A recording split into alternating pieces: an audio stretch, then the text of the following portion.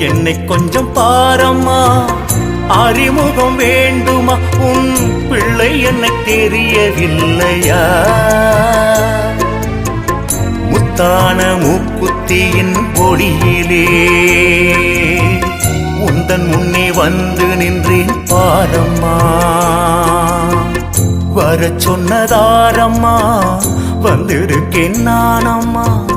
வாராகி வந்து பேசம்மா. அப்பாவி மீது கோபம் ஏனம்மா? உன் அந்தாதி நான் அறிவேனம்மா. சக்கரப்பாகு உத்தாவி